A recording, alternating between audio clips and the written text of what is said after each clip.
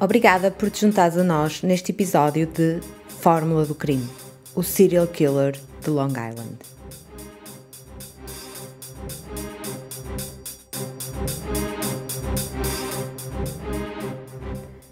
Anteriormente, em Fórmula do Crime, o serial killer de Long Island. Nesse exato momento, ao ouvir estas palavras, Shannon grita ainda mais e começa a fugir com todas as suas forças.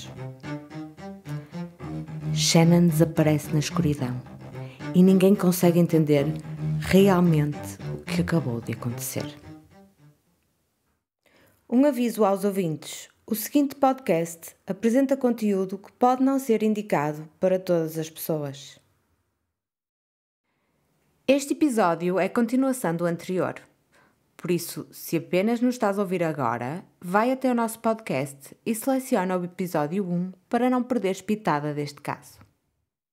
A 11 de dezembro de 2010, durante a busca por Shannon, John Malia, juntamente com a sua unidade canina Blue, acaba por encontrar os restos mortais de uma mulher a cerca de 1,6 km do local onde Shannon tinha desaparecido há 8 meses. Nesta altura, todos pensavam que se trataria de Shannon, mas rapidamente descobriram que a vítima mortal não tinha a placa de titânio que Shannon tinha colocado no maxilar depois de ter sido agredida pelo namorado Alex. O corpo foi encontrado junto ao Ocean Parkway, a via rodoviária que acompanha a costa oceânica, perto da praia de Gilgo. Para conseguirem retirar o corpo e investigar devidamente o caso, uma secção dessa via é fechada e isolada. 2 dias depois, a 13 de dezembro de 2010, John Malia volta ao local e decide caminhar pela via com Blue na tentativa de descobrir algo que possa ser útil à investigação. E a 257 metros encontra um outro corpo. Está aberta a caixa de Pandora. A busca foi obviamente alargada nesta altura e no mesmo dia foram encontrados mais 2 conjuntos de restos mortais num raio de poucas centenas de metros. Neste momento, a polícia consegue rapidamente perceber que nenhum dos corpos é Shannon. E o receio que tiveram quando encontraram o segundo corpo junto àquele pequeno trecho de estrada confirmou-se. Estão perante um serial killer. Um homicida em série. Todos os restos mortais eram de mulheres com estatura pequena, todos estavam embrulhados em serapilheira e todos foram encontrados perto da berma da mesma estrada, a pouca distância entre si. Quer dizer, havia poucas dúvidas, tinha de ser obra de um serial killer. A pouco ou nenhuma atenção que a polícia e os órgãos de comunicação social tinham dedicado ao caso, até então, sofre uma explosão mediática e de um momento para o outro a mídia começa a interessar-se pela investigação. Como muitas vezes acontece quando há homicídios em série, a polícia tenta conectar de alguma forma as vítimas na tentativa de conseguir identificar o responsável. Estas vítimas foram apelidadas de Gilgo 4. As 4 vítimas de Gilgo. E uma vez que não se sabia a sua identidade, para facilitar a distinção de cada uma delas, foi adicionado um número à palavra desconhecida. Essa numeração correspondia à ordem cronológica de descoberta dos corpos.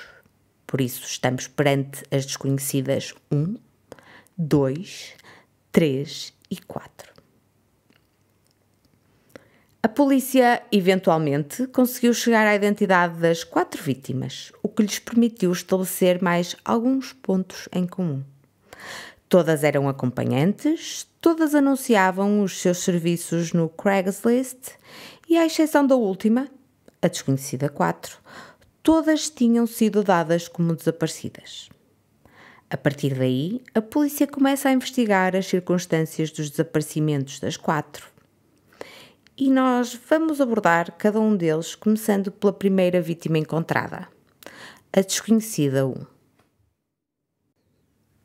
A desconhecida 1 foi identificada como sendo Melissa Barthélemy, uma caucasiana com 1,47 m de altura, que tinha 24 anos quando desapareceu. Nas costas tinha tatuagens com as palavras Blaze e Focus, foco, e no peito tinha letras. Foi vista com vida pela última vez a 12 de julho de 2009, 1 ano e 5 meses antes da descoberta dos seus restos mortais. A mãe de Melissa comunicou o seu desaparecimento ao Departamento de Polícia de Nova Iorque a 18 de julho de 2009, portanto, alguns dias depois de não ter notícias suas. Aliás, segundo a própria, estava a ver TV junto com o seu companheiro quando descobriu pelas notícias que tinha sido encontrado um corpo em Long Island com características que encaixavam na descrição da sua filha e imediatamente teve a certeza que se tratava de Melissa. Tal como a primeira desaparecida, que abordamos no último episódio, Shannan Gilbert, também Melissa tinha sido atraída para o mundo da prostituição. Quem era Melissa Barthélemy? A Melissa nasceu a 14 de abril de 1985 em Buffalo, no estado de Nova Iorque. A mãe, na altura uma adolescente estudante de 16 anos, Lynn Barthélemy, achou que o pai de Melissa não era alguém com quem deveria considerar casar e, por isso, decidiu criar a sua filha juntamente com a ajuda dos seus pais, os avós de Melissa. Lynn, uma árdua trabalhadora, tem a sua segunda filha, Amanda, 9 anos depois. Devido à diferença de idades, Melissa ajuda a tomar conta da irmã e assume um papel muito importante na sua vida, como se de uma mentora se tratasse. Mas, mais tarde, Lynn, a mãe, conhece Jeff e os dois, juntamente com Melissa e Amanda, formam um núcleo familiar muito unido e compacto. O casal acaba por abrir um restaurante, onde Melissa até chegou a trabalhar durante uns tempos. Os trabalhadores do estabelecimento eram basicamente familiares, fortalecendo ainda mais os laços que os uniam. Quando era pequena, Melissa queria ser advogada, mas após uma fase assim de rebeldia, decidiu que não queria ter nada a ver com a lei e optou por mudar o seu foco para a cosmética. No ensino secundário, teve alguns problemas de adaptação, porque era das poucas caucasianas numa comunidade predominantemente afro-americana. Os colegas também costumavam implicar com a sua altura, mas ela não se deixava ficar e revelava a sua atitude combativa, apesar do seu pequeno tamanho. Nessa altura não tinha muitos amigos, não consegui perceber muito bem a intensidade do bullying que ela sofria, mas de qualquer das maneiras, bullying é bullying e é mau. Deixa marcas para a vida toda.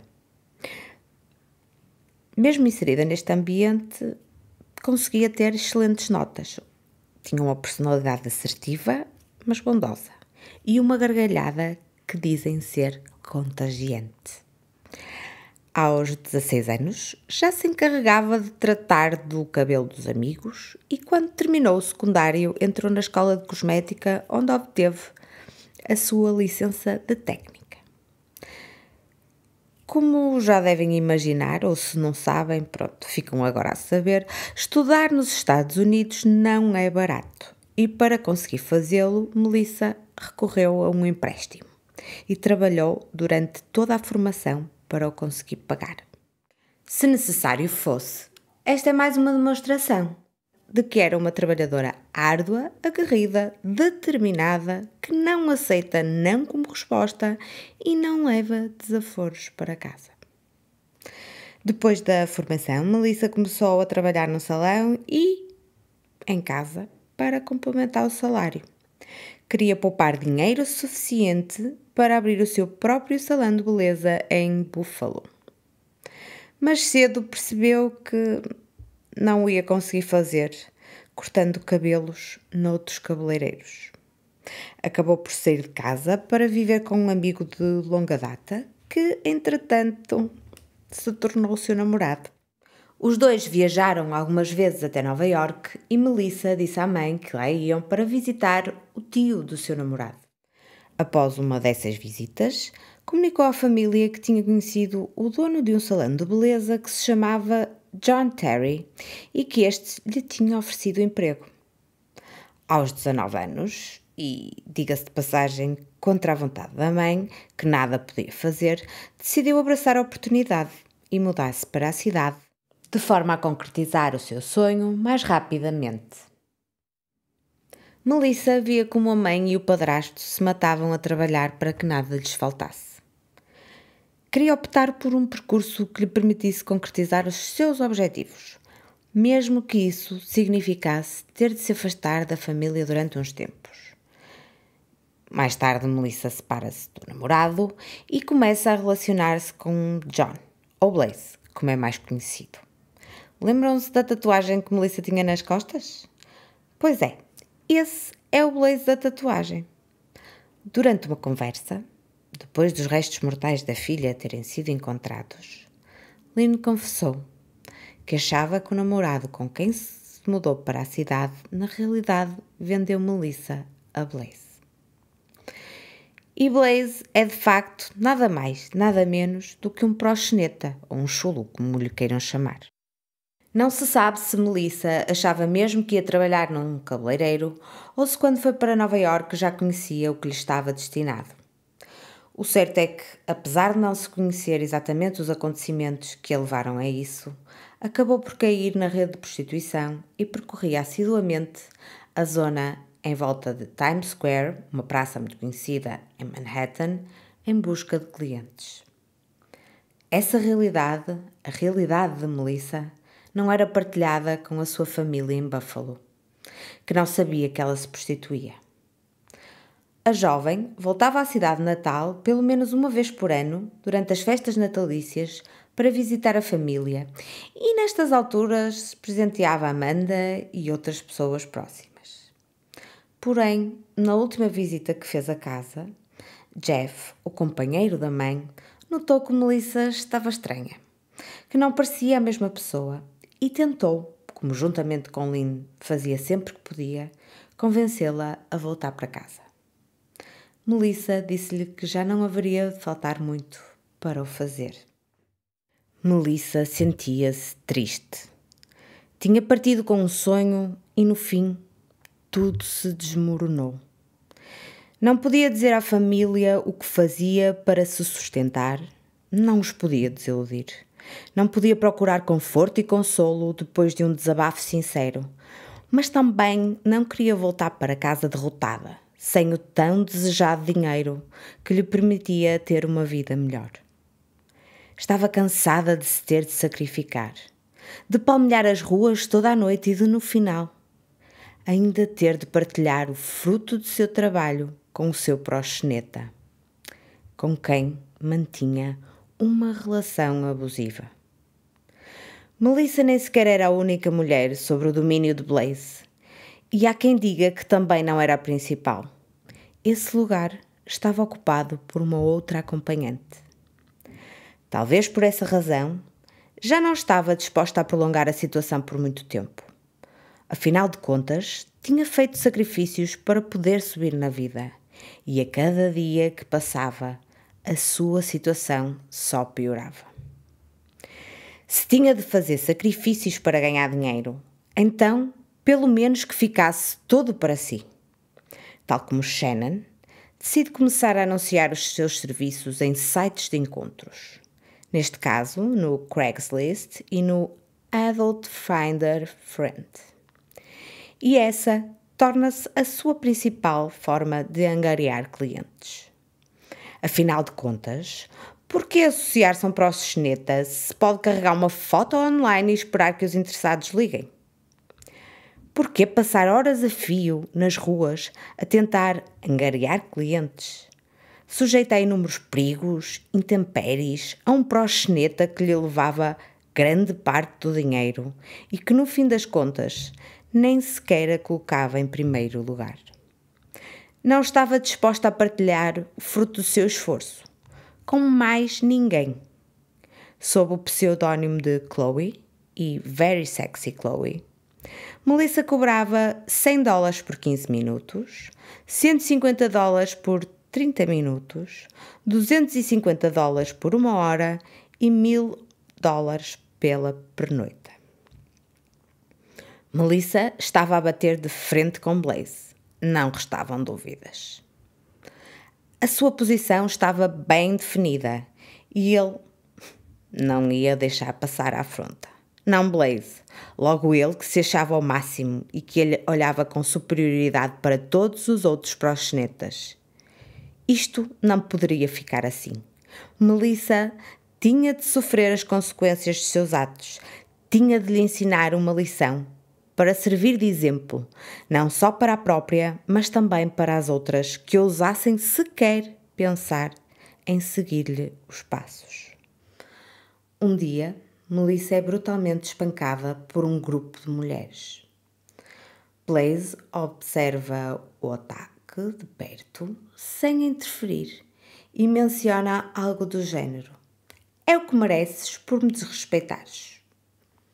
No fim, Melissa acaba estendida no chão, cheia de hematomas e com algumas costelas partidas. Imagino que esta tenha sido a facada final no pequeno grande coração de Melissa. Já agora, o ataque foi presenciado e relatado por uma testemunha, que mais tarde conseguiu identificar Blaze, ou John Terry, numa foto apresentada pela polícia. Por isso, tratou-se mesmo de uma vingança vil. Apesar de tantas agruras, Melissa encontrava, pelo menos na família, alguma fonte de felicidade. A relação entre Melissa e a irmã tinha-se tornado ainda mais próxima à medida que a irmã se ia aproximando da adolescência. Durante as férias escolares, Melissa costumava convidá-la para passá-las consigo em Nova Iorque.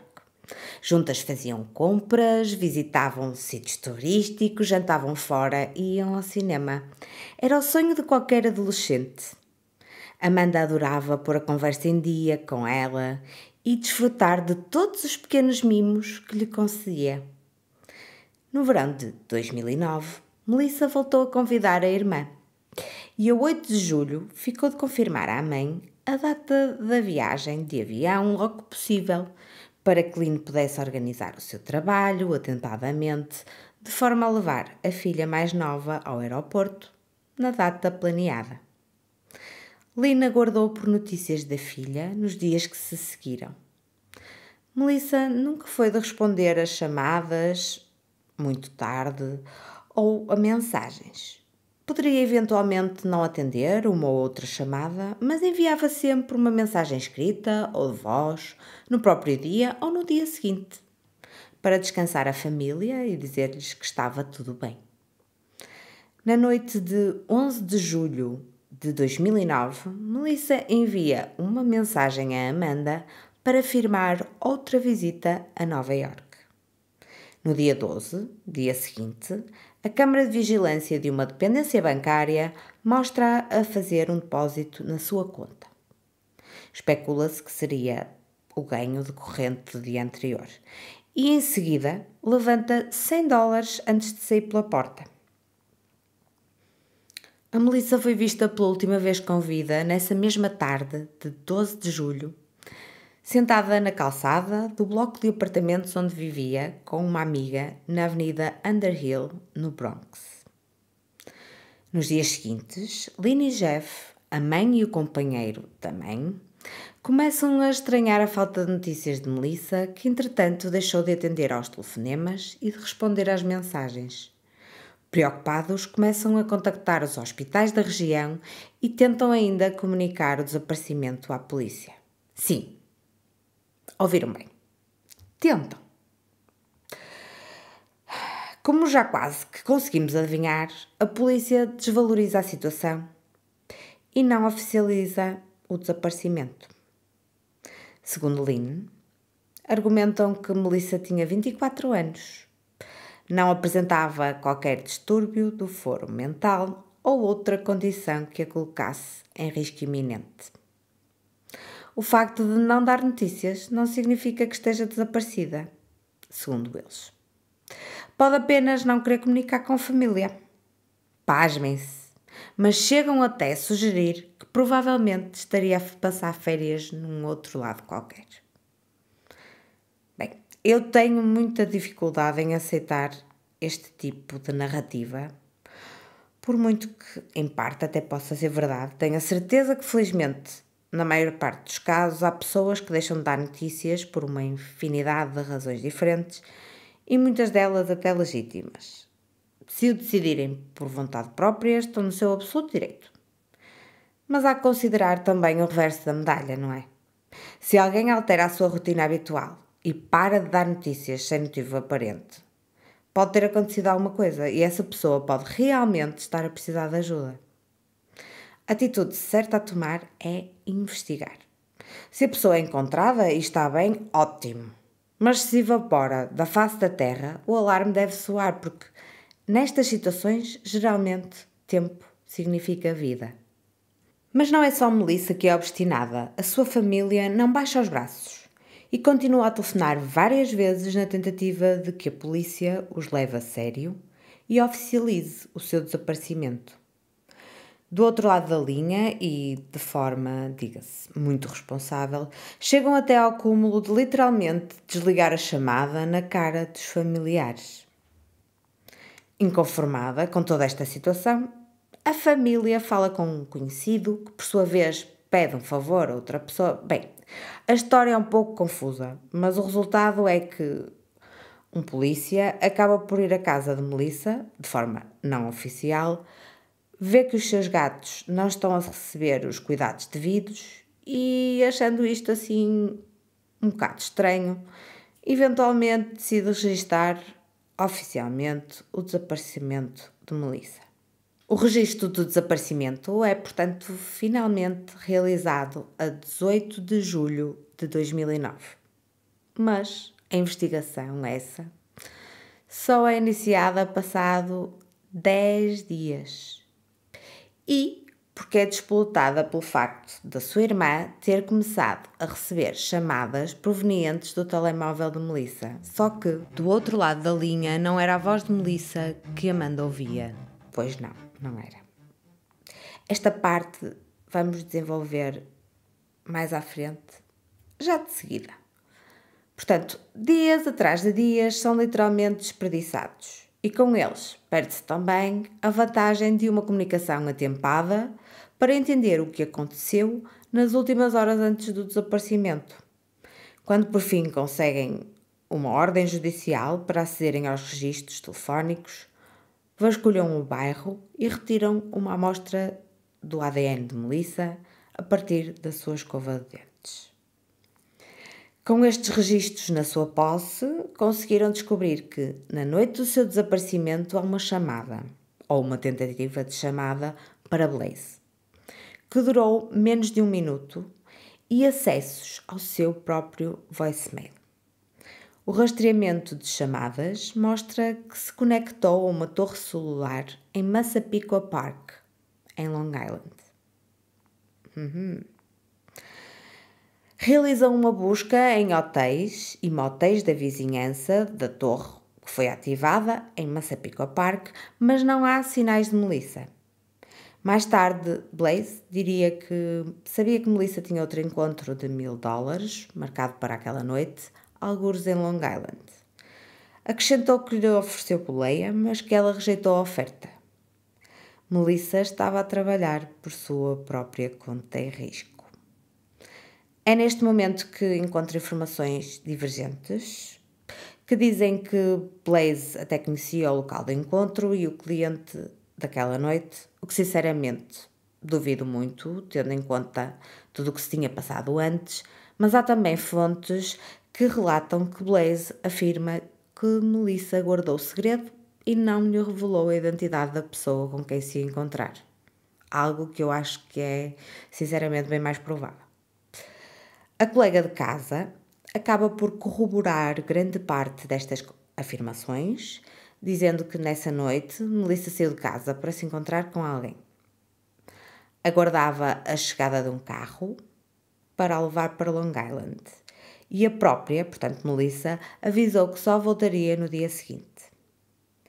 Todos estes relatos parecem confirmar que naquela noite Melissa foi ou planeava ir para Long Island, o que bate certo com a localização detectada a quando do acesso ao seu voicemail. Voltando ao assunto das chamadas recebidas pela irmã de Melissa, dias depois de seu desaparecimento, eu acredito mesmo que quando Amanda viu pela primeira vez o número da irmã a chamar, tenha ficado super aliviada por pensar que ela estava bem. Só que, do outro lado, não foi a voz familiar de Melissa que ela ouviu.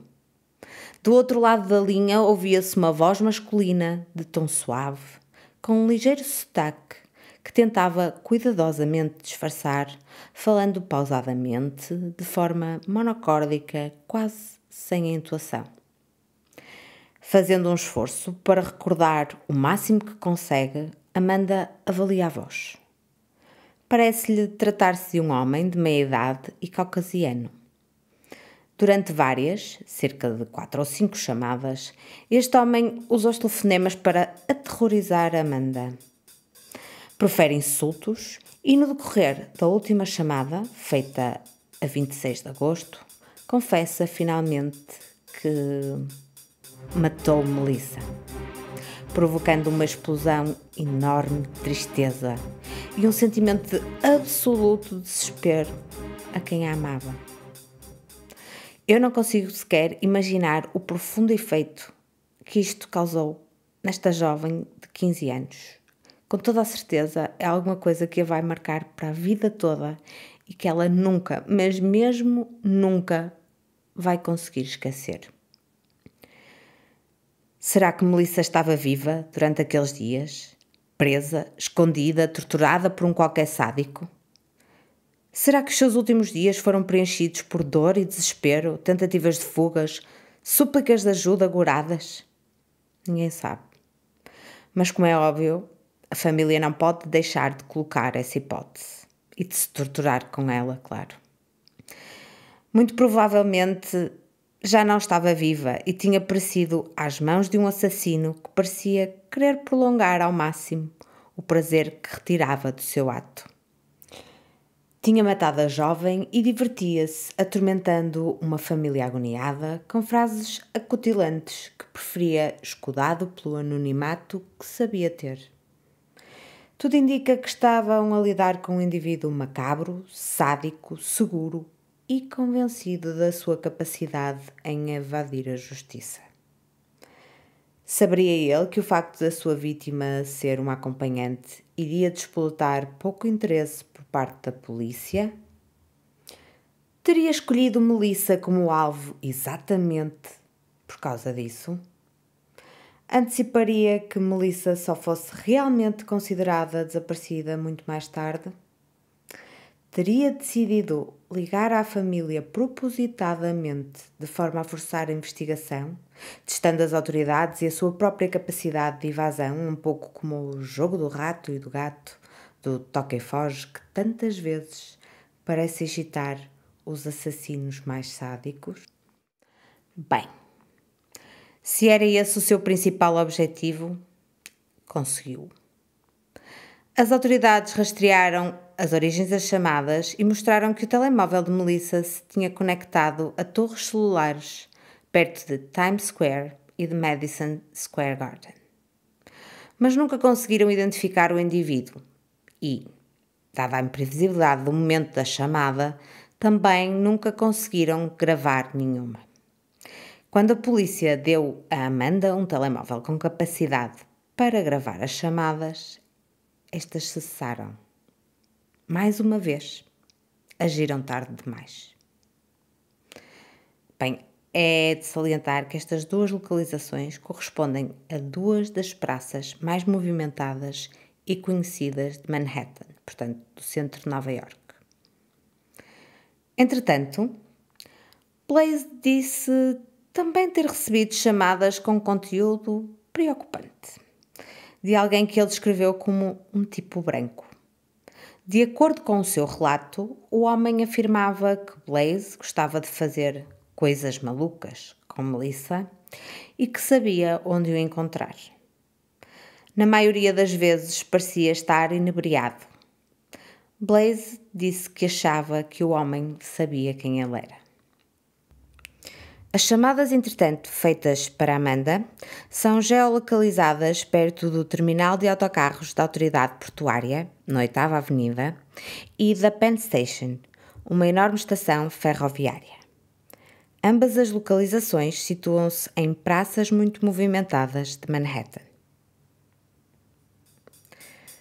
A 11 de dezembro de 2010, 1 ano e 5 meses depois do seu desaparecimento, os restos mortais de Melissa foram encontrados envolvidos em serapilheira camuflada junto à perma da via Ocean Parkway, uma via rodoviária que se desenrola ao longo da costa oceânica.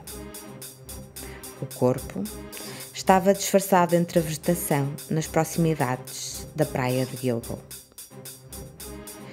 Tinha sido estrangulada e abandonada para que a natureza fizesse o seu trabalho. E que nem sequer estava enterrada.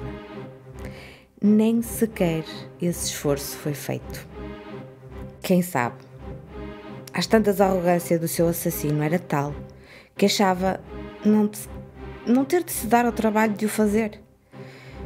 Ficaria ali, à superfície, perto de uma estrada movimentada onde milhares de pessoas circulavam todos os dias, à vista de todos, disfarçada apenas pelos arbustos na vizinhança da praia.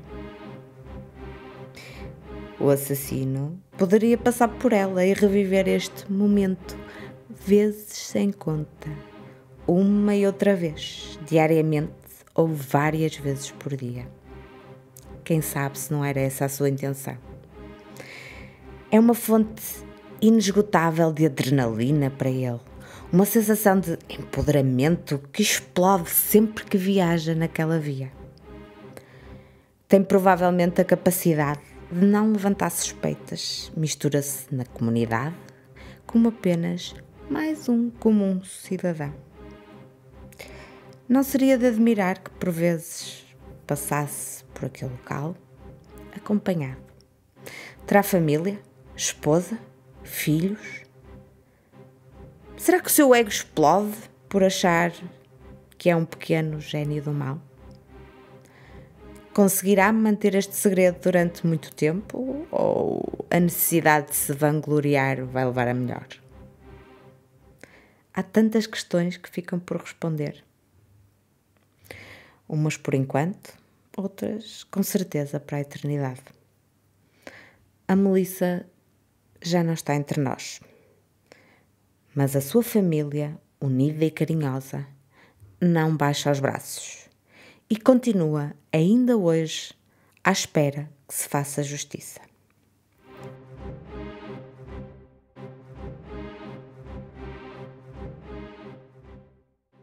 Long Island e Manhattan são locais que se entrelaçam intimamente nesta tragédia e a polícia tem consciência disso.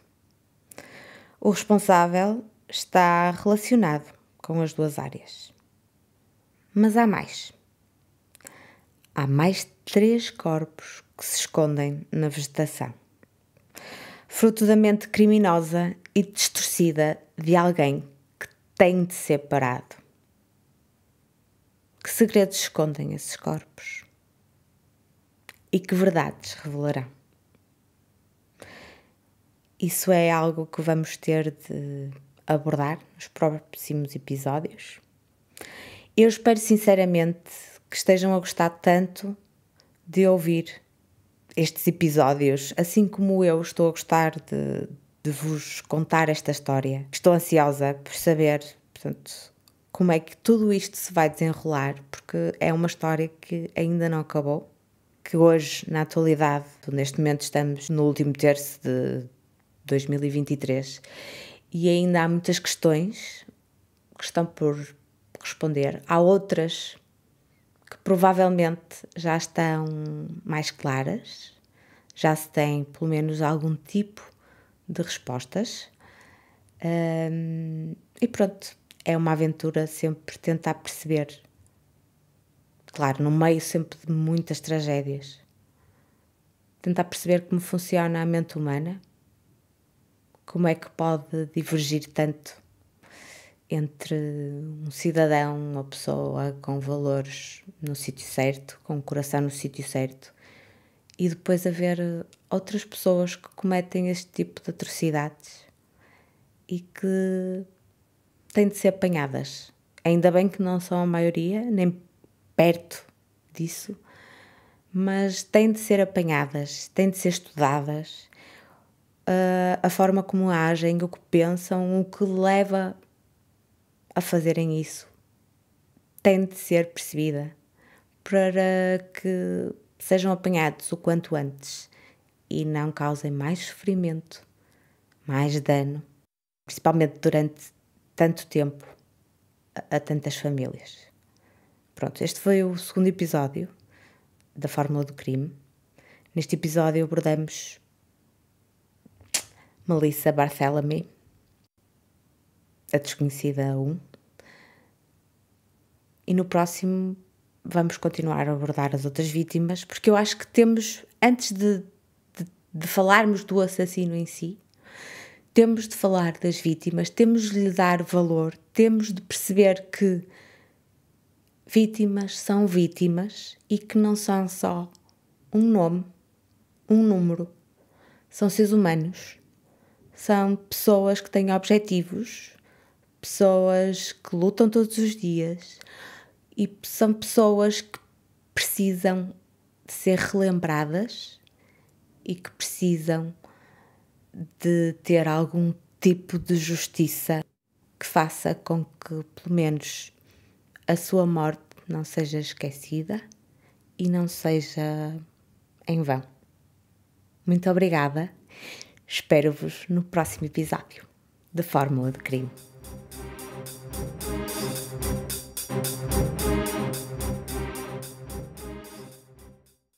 Um pedido rápido. Se ainda não o fizeste, subscreve o podcast e ajuda outras pessoas a encontrar-nos. Ficaríamos gratos se classificasses, comentasses e passasses a palavra. Esta foi uma produção de Fórmula do Crime, a equipa que te traz os crimes reais em português.